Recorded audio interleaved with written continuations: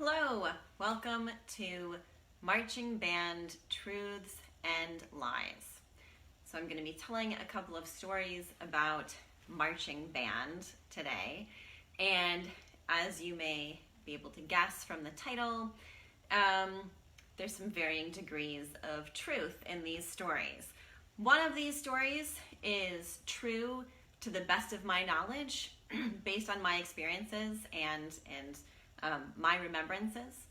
And the other story started in truth, and then I've taken some great liberties with it. And I trust that you'll be able to figure out which story is which. And then before I jump into the main stories of the afternoon, I will comment on the dress. So this obviously was not my marching band uniform, but this really is the dress that I had to wear when our high school band performed concerts. It was the concert uniform. And there's kind of a funny short little story about the dress and why I still have it. So these dresses that us ladies had to wear in the concerts, not very comfortable, kind of expensive, not the kind of thing that you'd expect to ever wear again after high school.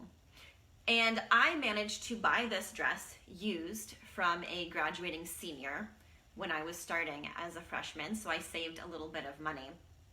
And I fully expected to sell it to a freshman when I graduated. But my senior year, the band program decided to change the concert uniform. They picked out a different dress for the ladies to wear. It was just all black, much more comfortable, easier to wash, a little bit more room for you to breathe. Most of us playing wind instruments, imagine that, being able to expand your rib cage.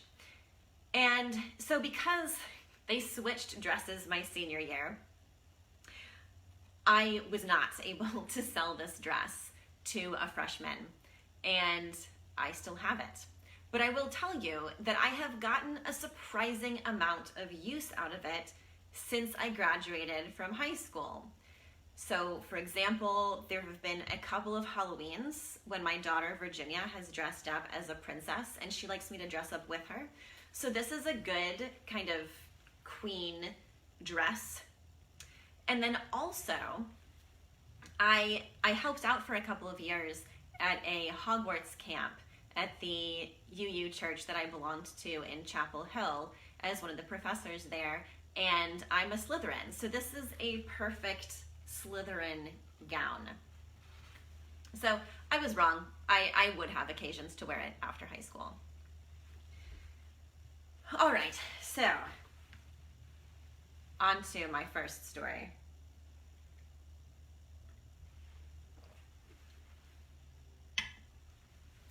I never had any intention of joining the marching band. I knew this from my very first experience with marching band. In the fall of my last year in middle school, the 8th grade band took a field trip to one of the high school Friday night football games. We sat in the stands with the high school marching band. We played the pep music with them during the show, and we watched them do their halftime show. And this whole experience was meant to make us want to join the marching band the next year when we came to high school. But for me, it just made me really sure that I didn't want to join the marching band. For one thing, this was pretty late in the fall, so it was cold outside. We sat out there on these metal bleachers for hours in the cold. And on top of that, I was sick. I had a cold, so I spent all of that time repeatedly fishing this sad, used up tissue out of my jeans pocket and trying to find some dry place to wipe my nose. And then also the pep music that we played during the football game, it was just sort of boring and easy. And I thought, well, I'm not going to endure all of this misery just so I can play this stupid music. So I wasn't going to join the marching band. But I was absolutely intending to take band as a class during the school day in high school. In fact, I was really looking forward to auditioning for high school band. I thought it might be my first fair audition since I had started playing clarinet. Now, my middle school band instructor, for whatever reason, she didn't really like me that much, and she didn't think I was a good clarinet player. So whenever we auditioned for chair placements, she always put me on the third row of the clarinets, and sometimes last chair. And then to make matters worse, one of her favorite students in band was another clarinet player, Larissa. And whenever we had auditions, she put Larissa on the first row of clarinets and often first chair. Now, Larissa was a good clarinet player. I couldn't argue with that. I thought she probably deserved to be where she was. I just didn't think that the difference between us was that great. The high school band instructors came to our band class one day to hand out the audition music and to tell us about high school band. Now in middle school, we had always been in band with our grade level, but in high school it was going to be different. In high school, the bands were arranged by skill level, and there could be students from any of the grades in all three bands. Concert band was for people who were just learning how to play their instrument in high school, or people who just needed a little more time before they moved up to one of the higher bands.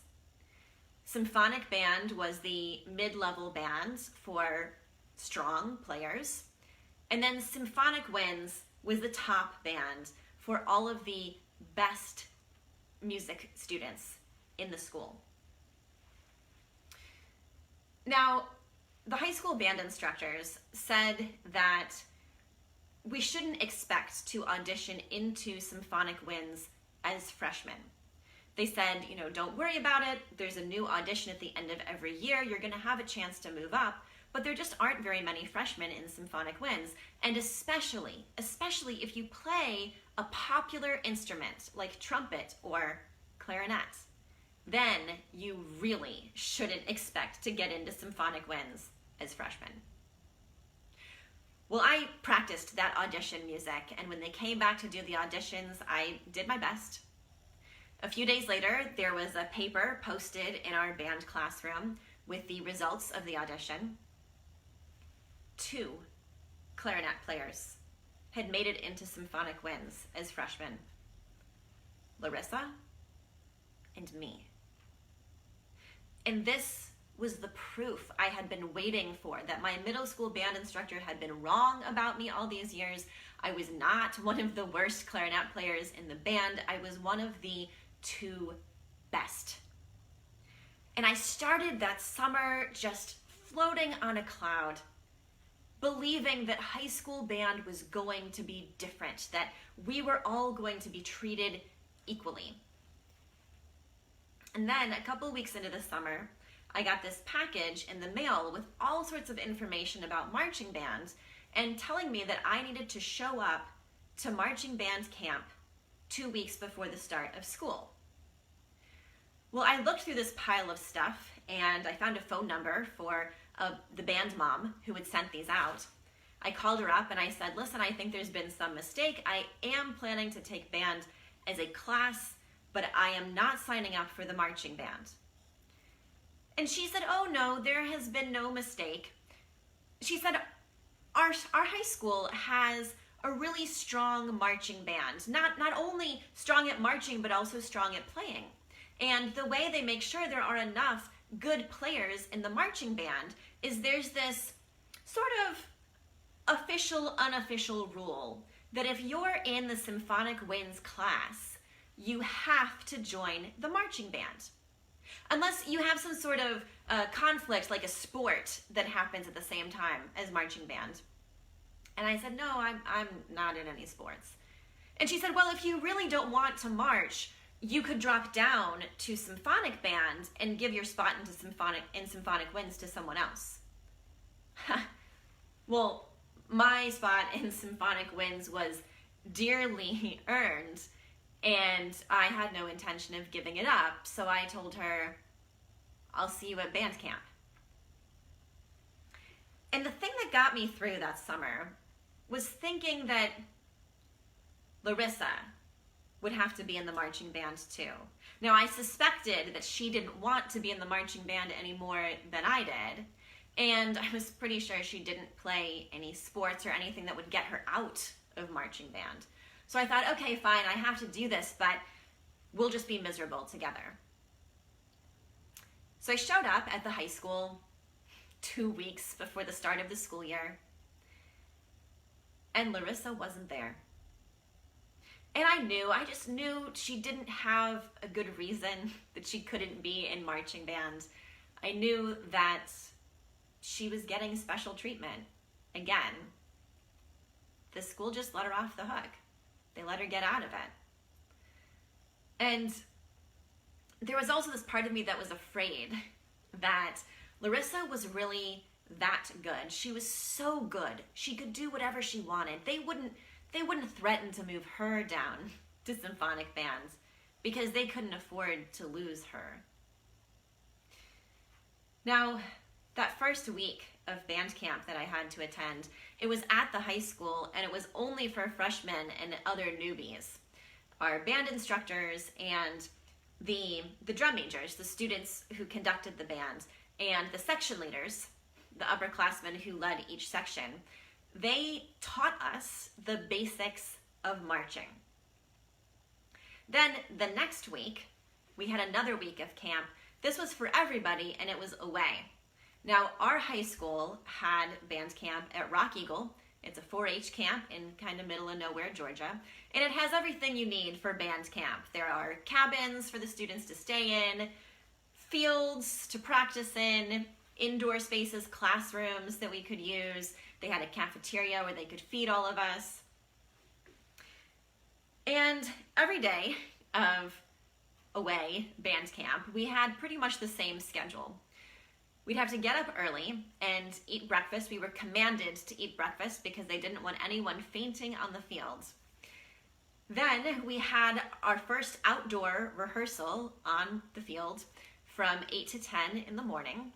And then at 10, when it started getting hot outside, hotter than it already was in Georgia in July, we switched to indoor rehearsal when we worked more on the music for our show until noon. And then from noon to 2, we had a break when we had lunch and some free time. We could walk down to the commissary and get snacks. We could swim in the pool. We could just do whatever.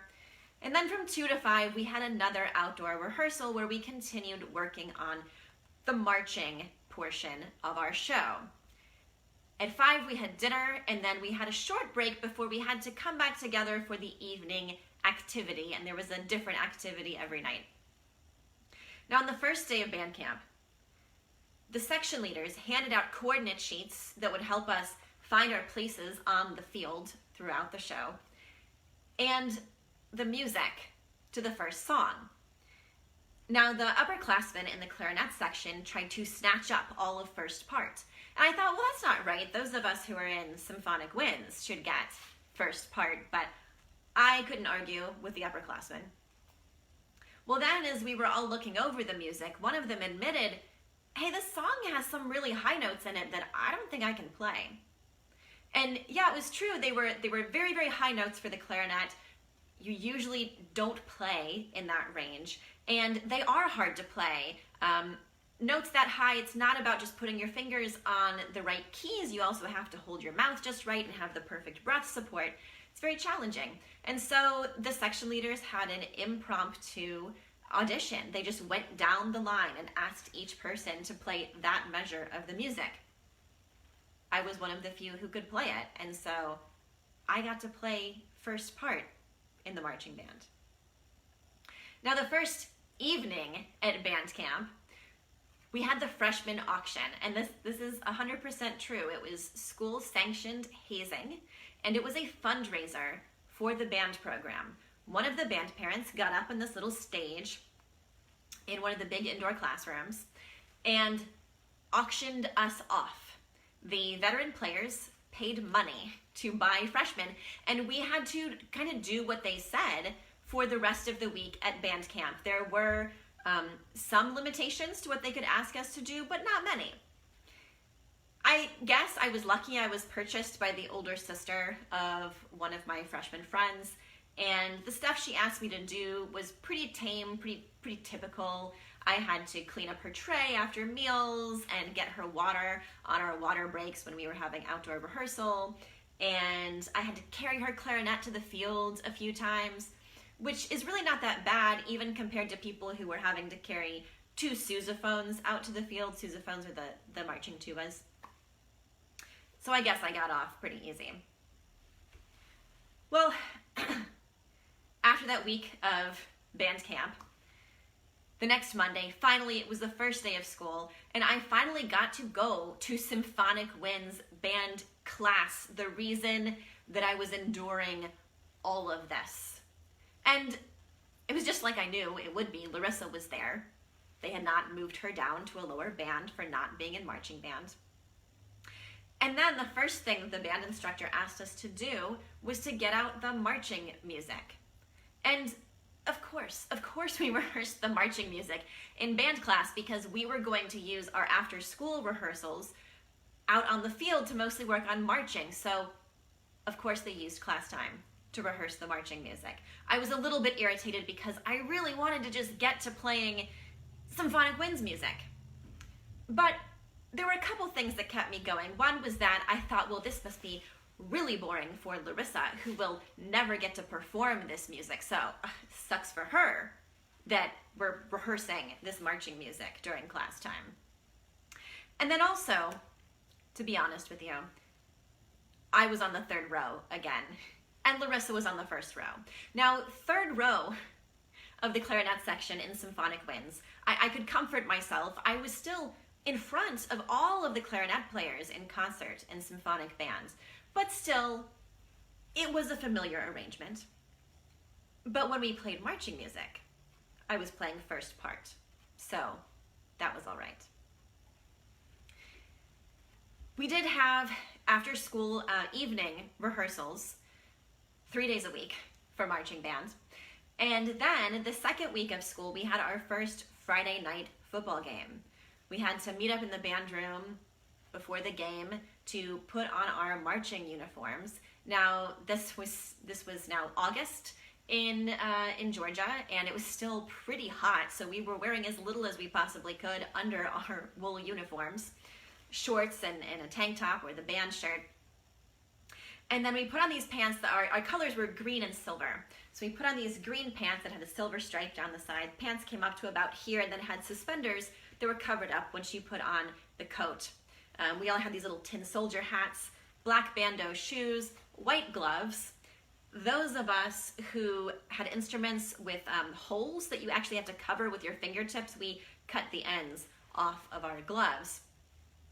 We had to stuff all of our hair up inside the hat, so we all looked as similar as possible when we were in full uniform, and we could not wear any jewelry. And then we marched down to the field. We took our places in the stands. We were sort of lined up by section.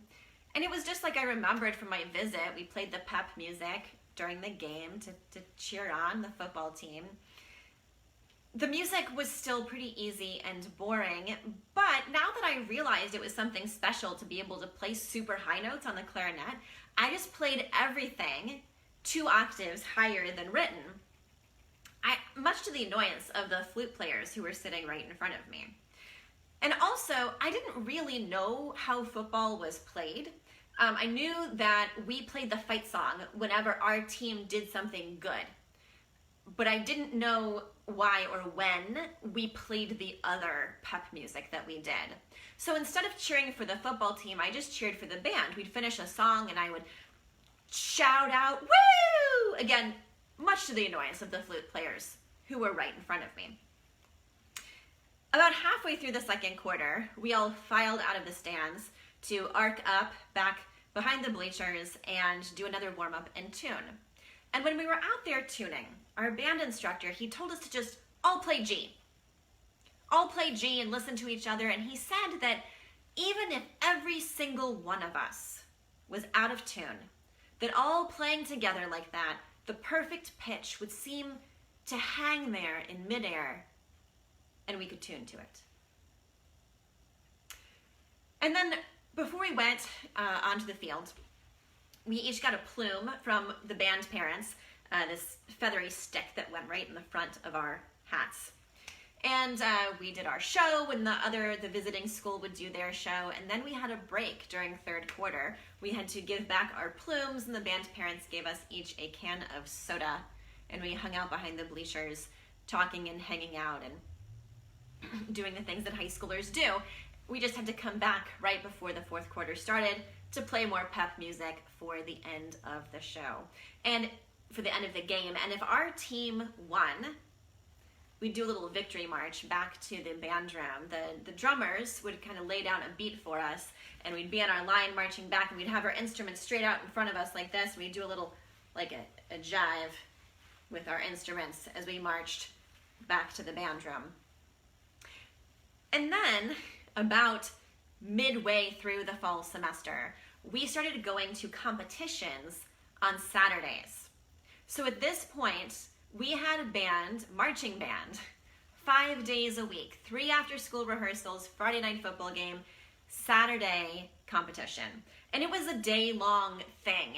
We would, in the morning, meet up at the school, ride the buses over to the hosting school, hang out there all day. They pretty much just turned us loose to watch other bands and eat French fries and funnel cakes until it was our turn to perform. And then we hung out until the end of the competition to attend the awards ceremony, and then we rode the bus back to our school in the evening. And I have to admit that it did feel pretty good the first time that we marched a really good show. Now, the thing about marching is that you don't really know how everyone else is doing. You try to take care of yourself and make sure you're doing what you're supposed to do. And you can see some of the people around you, and you pay attention to them to make sure that you're lining up correctly with them and making your formations. But you can't really know how the whole band is doing, except that somehow you can feel it when you hit your final spot and play your final note, pop your instrument into the down position. There's this electricity when you have just nailed it. And we did have a good marching band. We did often place in competitions. Now, my freshman year, the football team went to the playoffs. And I have to tell you that for me and many of my bandmates, we viewed this as sort of an annoyance because it just made our marching season continue to go on even longer, and it was getting colder and colder outside. And also our football team, they weren't really that good that year. They were good enough to get into the playoffs and beat some of these other teams who had been sort of good enough to get into the playoffs, but nobody thought they were going to go all the way. So as we kept going to these Friday night football games, we started kind of hoping that the football team would lose. And they finally did, and that was the end of my first marching season. Now, by the end of that season, I had to admit there were some things I liked about marching band. I liked the people. That's where most of my best friends were.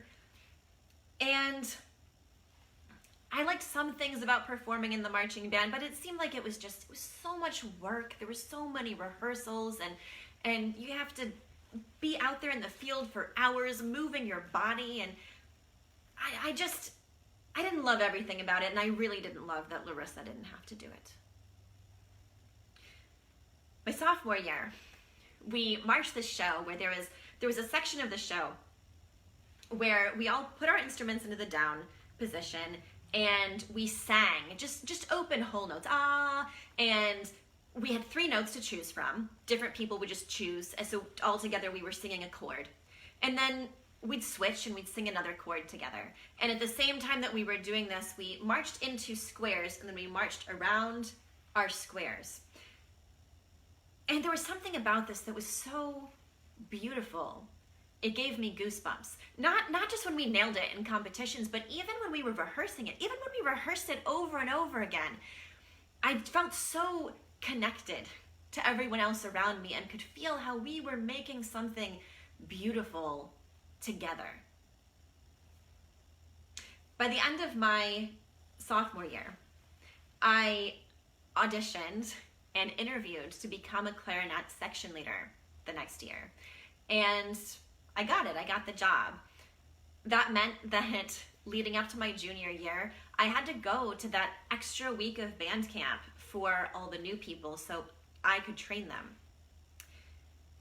And the next year I moved up to the senior clarinet section leader. I did the 2 weeks of band camp, and then when I showed up on the first day of school, my homeroom teacher handed out the schedules, and my schedule was wrong. I wasn't in Symphonic Winds. I went to the office. I stood in a long line of other students whose schedules were wrong. When I finally got to talk to somebody, they said that I just couldn't be in all the classes that I had signed up for.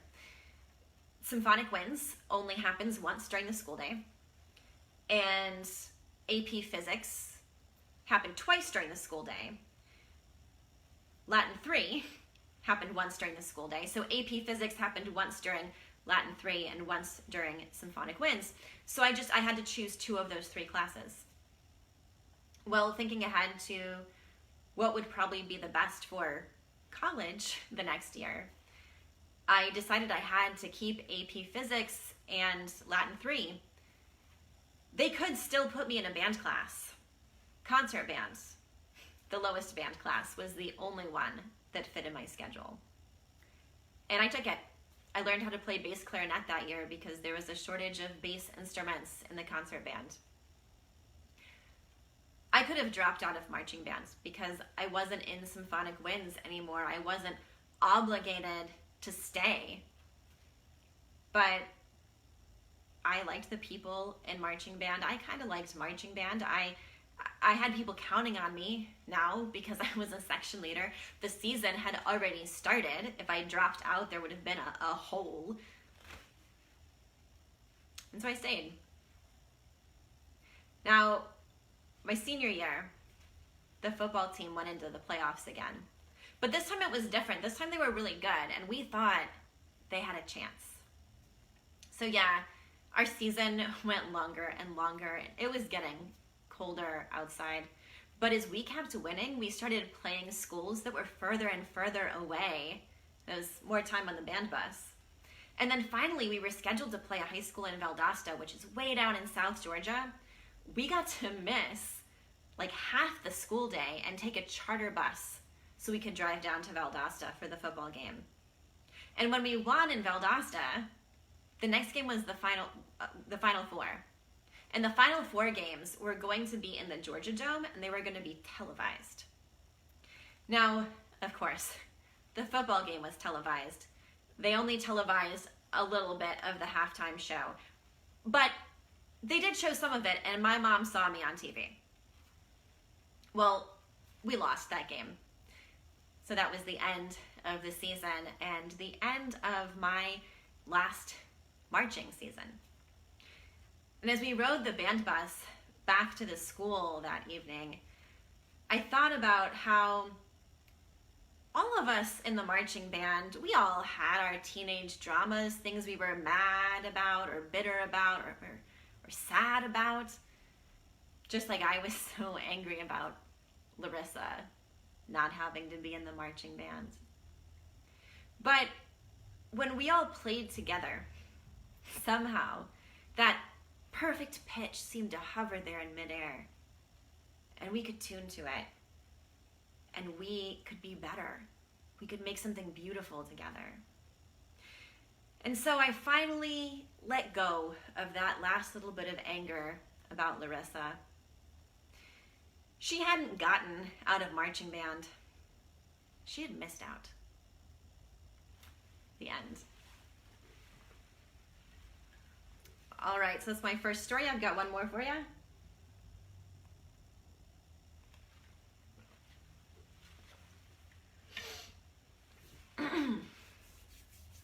So you can decide whether or not you thought that first one was all true or partly stretched, or if it's the next one.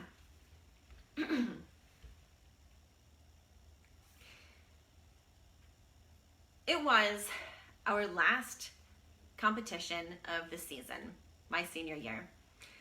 And because it was the last competition of the season, we fully expected it to be our best performance of the season.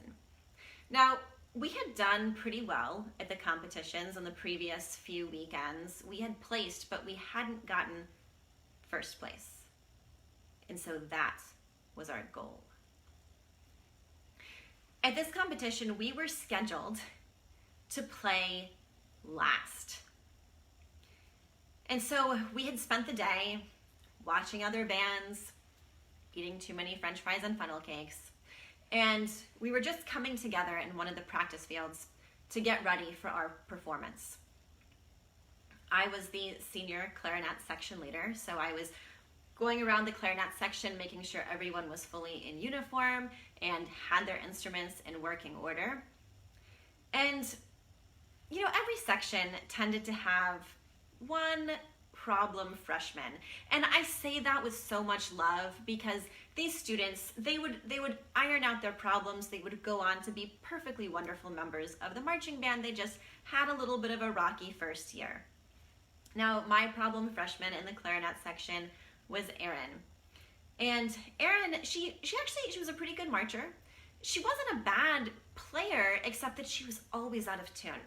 Now, the thing is, clarinets tend to play sharp, and the way that we tune them is we just open up one of the joints near the top a little bit, make the instrument longer, drop the pitch, and Erin would do this. But then as she was playing, that joint would slide back together and she would go right back to being sharp.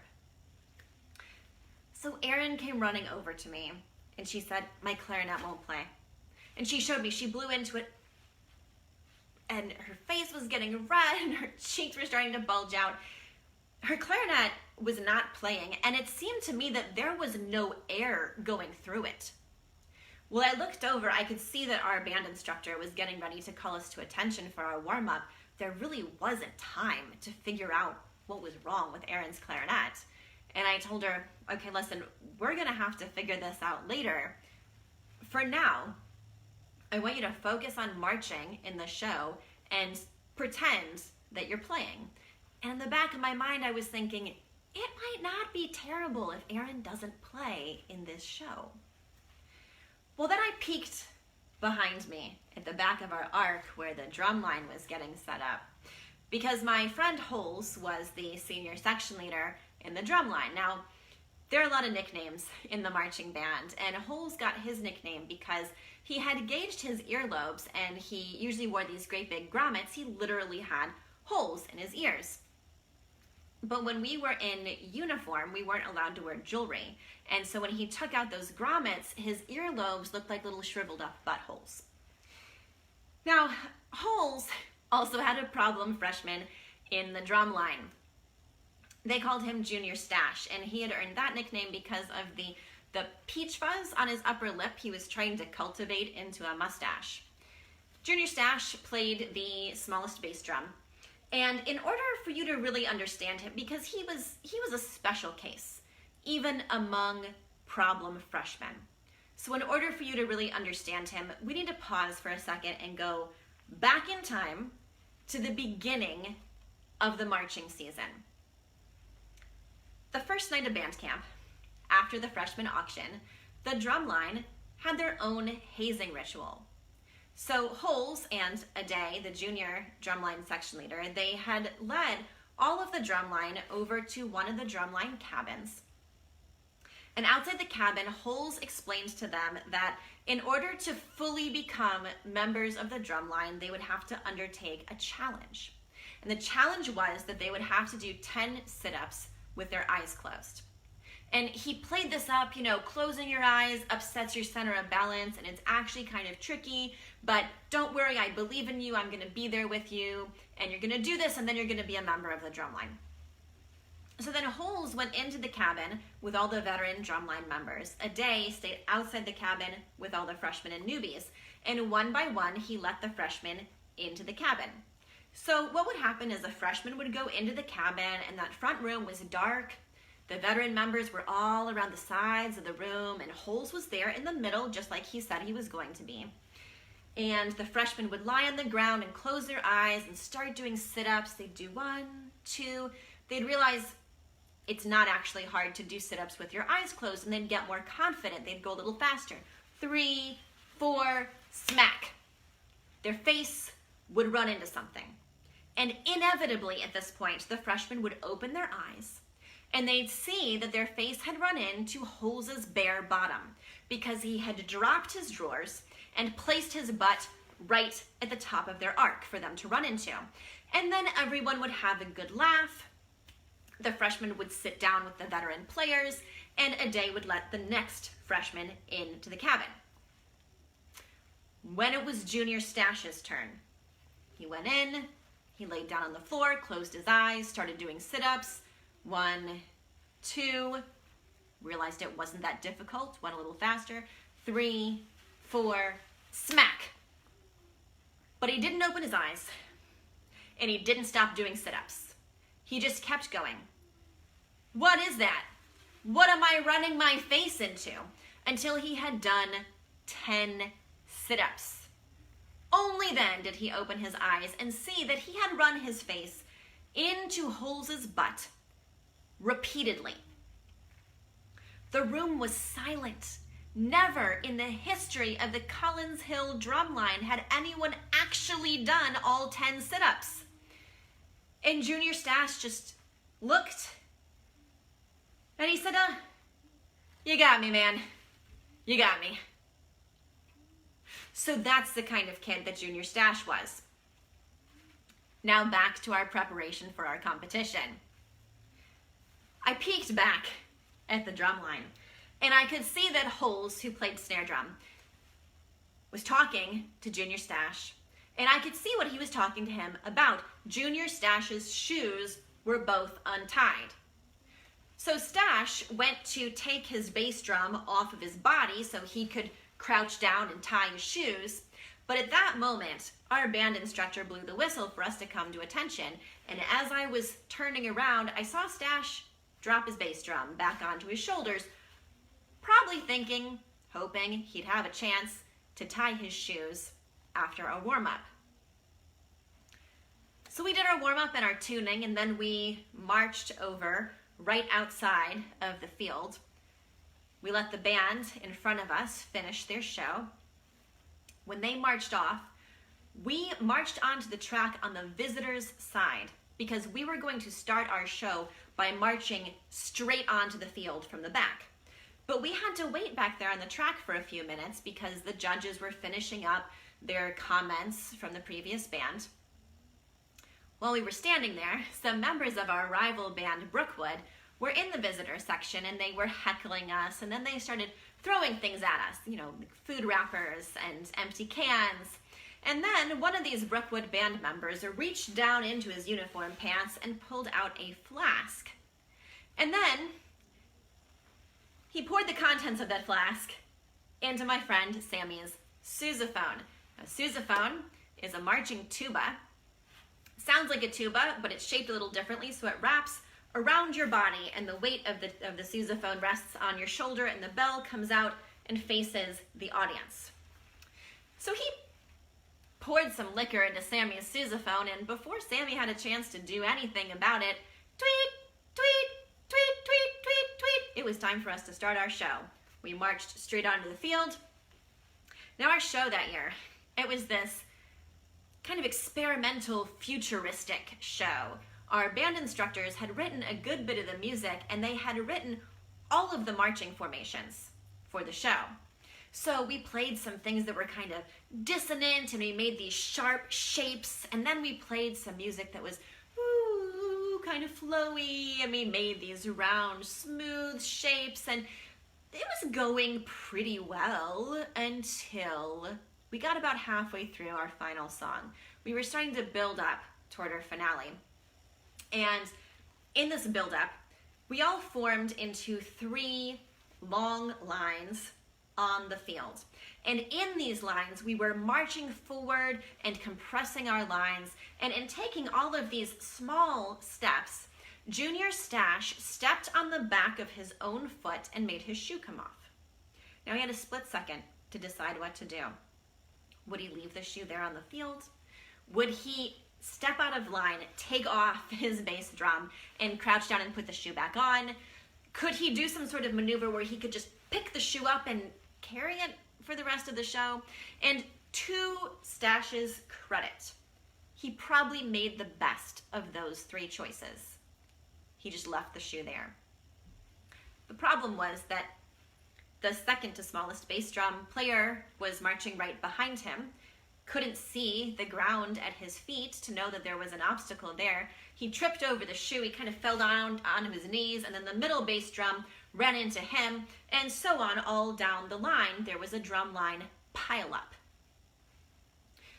Stash didn't know that anything was wrong until we got to this part in the music where there was supposed to be a bass drum riff that went from the highest to the lowest. And he played his and then there was nothing from behind him. Now, Holes, who was marching right in front of Stash on the snare, he heard this too.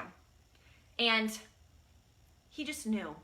He knew that somehow this was Stash's fault. Well, as we in the band were marching forward and compressing in these 3 lines, the color guard, the dancers who twirl flags and leap across the field, they were running horizontally through our lines. And if this sounds like a difficult maneuver, it was. Now, I want you to understand something about marching. We almost always have to face the audience, no matter what direction we're marching in. And the color guard also, they smile at the audience as they're leaping across the field and twirling their flags. And we all just trust each other. We trust that everybody else is exactly where they are supposed to be, so that we are safe to go where we're supposed to be, even when we can't see all of our surroundings. So, one of the color guard members ran smack into that drumline pileup as she was releasing a flag toss. The flag careened across the field into the brass line. It caught the end of Caroline's trombone slide, flicking it into the back of Brock's head, and Brock just ragdolled. He was down. And Caroline stopped short, and then she bent over to see if Brock was okay, and then the rest of the trombone started circling up around Brock to protect him, and he was fine. He recovered pretty quickly. But they were all around him just to make sure he was okay. And then the sousaphones were behind the trombones, and they saw that it seemed like the trombone section had Brock taken care of, and they started sort of marching around this group of trombones to get back where they were supposed to be on the field. So at this point, a good bit of the percussion section was not playing, and most of the low brass was not playing. And without the rhythm and bass, it was hard for the rest of us in the band to stay together. Now, the drum majors at the front, they were conducting very sharply and glaring at us like they could make us play and march on the beat. But still, we were having problems. Our music was getting a little wobbly, our lines were getting wobbly. And so there was a color guard member who was supposed to pass through our woodwind line right in front of Erin, who marched a couple of people in front of me. And she made it by Erin, but as she was twirling her flag, it caught Erin's clarinet right under the mouthpiece and made the mouthpiece in the first section pop off. Now, Erin managed to grab them in midair, but I noticed that when they popped off, a quarter came out of her clarinet. It went flying through the air and landed neatly in the uniform of the color guard member as she passed by. And I saw her kind of jump, but then she returned to smiling at the audience, and she caught her flag and she kept leaping across the field. I realized that Erin must have put that quarter in her clarinet to try to keep that section open so she'd stay in tune. Well, meanwhile, back over on the other end of the field in the brass line, 2 color guard members were supposed to pass in front of Sammy, and their flags collided in midair, creating sparks that lit the liquor fumes coming out of Sammy's sousaphone bell on fire. And of course, this combination of flaming liquor and spit dripped onto the field and caught the grass on fire. So then the sousaphones started trying to either avoid the grass, or a few of them tried to kind of stamp it out as they went by. Now, my friend Kristen, very exceptionally talented musician, she had had enough. She could tell that everything had just gone downhill. She had had enough. Now, Kristen played the mellophone, which is the marching French horn. It looks kind of like a trumpet, but it's a little bigger, has a more flared bell. Kristen stepped out of line, lifted her mellophone even higher, and she began playing this haunting, eerie melody that just floated out across the field above everything else that we were trying to play. And then these snakes started coming out of the grass at the end of the field, and they slithered around the track up into the visitor section, and they kind of just slithered around the Brookwood players. Some of them even nipped at them a little bit. The rest of us were building up, continuing to build up to this big final moment. And we reached a point in the show where our 3 lines were supposed to split into 6 lines and form into this tight block right at the front of the field. So again, we're taking little tiny steps, and Junior Stash stepped on the back of his other foot and made his other shoe come off. Now, he figured he made the wrong choice the last time. So this time he did do some complicated back bend to try to get down to the ground without taking off his bass drum and pick up the shoe. But to do this, he did have to stop playing. So Holes right in front of him, he heard that Junior Stash stopped playing, and he whipped his head around to see what Stash was up to. Well, Stash, already trying to do this complicated maneuver, and then seeing that he was caught, he got kind of unbalanced, and he started to fall just face first. And Holes, whipping his head around like that with his snare drum attached to the front of his body, and then seeing what Stash was doing, he got all upset and he got unbalanced, and he teetered, and then he fell butt first. And so Stash finished the season the same way he had started it, with his face in Holes's behind. The rest of us hit our final spot. We popped our instruments up toward the judge's box, and we were supposed to just blast our final note, but it came out more like meh. And then we popped our instruments down as the final haunting notes of Kristen's Snake Charmer tune floated across the field. And there was a moment of silence as the audience wondered if they were supposed to clap for that. And then there was some tentative applause, and then more enthusiastic applause. And then we heard the whistle for us to march off the field. We marched around just outside the bleachers, and then we had to come back around pretty quickly because we were supposed to come to the awards ceremony. Now, the hosting band was supposed to perform an exhibition right after us to give the judges some time to get ready for the awards ceremony, but they couldn't because band parents had to come onto the field to put out the flames and chase all the snakes back into the grass. So we just marched around to another side of the field.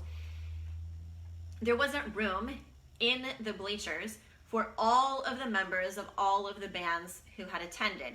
So our drum majors went to go sit in the stands so they would be nearby, ready to accept any awards we might win, although at this point we did not expect to win any awards. The rest of us had to stand just outside a fence that was on the edge of the football field at parade rest, and we watched the awards ceremony from there. Finally, they got the field set up. Members from the hosting band were down on the field to actually give out the awards. And the announcers started with kind of the lesser awards, like individual stuff like Best Drum Major. Finally got to the big overall awards. Third place went to Brookwood, our rival band. And they were our rival because they were good. So, yes, good for them. And then second place went to Lassiter. Now, Lassiter had a powerhouse marching program. They poured tons of money into it. They were always placing at competitions, often taking home first place. It was no surprise that they placed, but we were all kind of wondering if Brookwood got third and Lassiter got second, who was going to be in first place? And then the announcer said, first place goes to the Collins Hill High School Screamin' Eagle Band, which was us. Now, our drum majors had to scramble to button their coats back up and put their hats back on so they could go down to the field to accept the award. And the announcer said he wanted to read some of the judges' comments as our drum majors were making their way down. He said that the judges had really appreciated our futuristic dystopian show and our daring finale. They thought that the finale of the show really illustrated how our society seems to be falling apart. They thought that the quarter that went flying through the air into the guard members' uniform was symbolic of our society's obsessions with sex and money. They thought that the catching the field on fire just illustrated how some people are so ready to set the world on fire, and that the snakes were reminiscent of a biblical plague. And then that final note of the show just showed how humankind might go out not with a bang, but with a whimper. It was one of the best and most creative and artfully carried out shows they had ever seen. Our drum majors finally made it down to the field, and they accepted that first place trophy that we had so hoped to take home. The end. All right, thank you so much for joining me to hear these marching band stories. I hope that perhaps they've made you think of some of your own stories from your high school days, and that you will share them. Enjoy the rest of your afternoon.